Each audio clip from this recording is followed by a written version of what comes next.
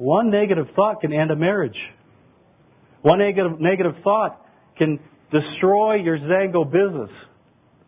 So the pitfall is doubt. That's the big one.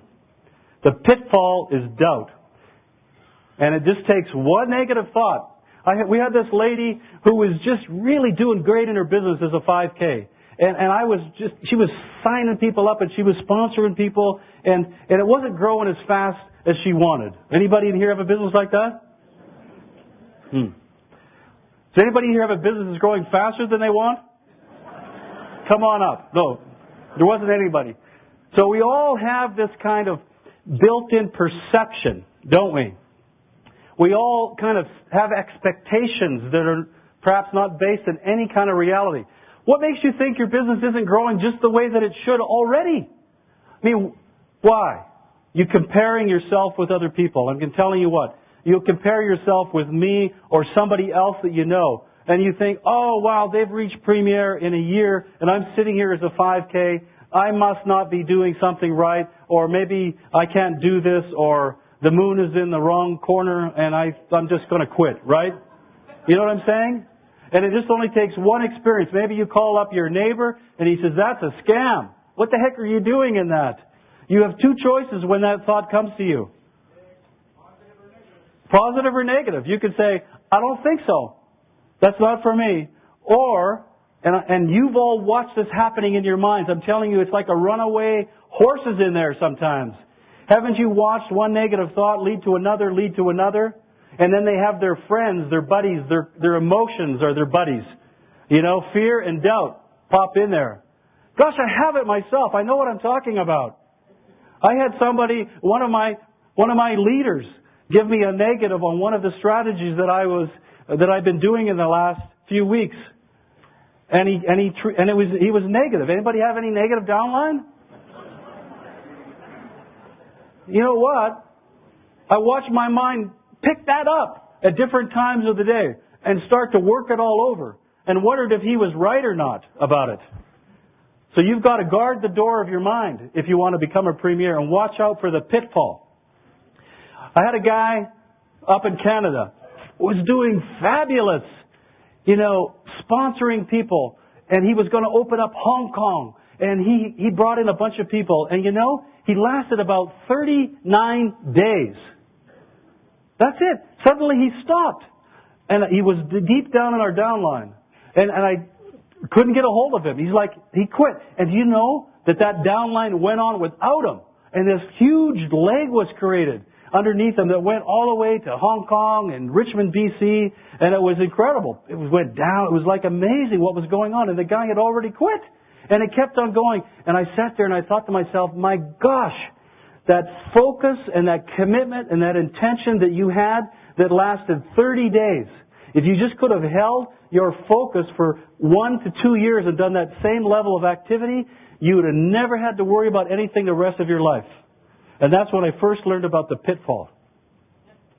Just because you have a thought, it does not mean that it's true.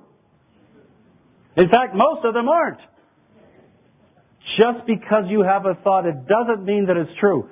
And just because somebody else has an opinion, it doesn't mean that it's true. And you got a whole lot of programs running around in your brain that says what you can do and what you can't do, and all of them are based on the past.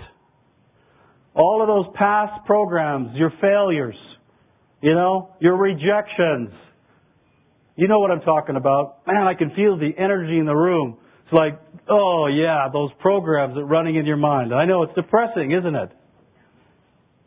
But when you focus the point of your intention on the programs in your mind, they stop.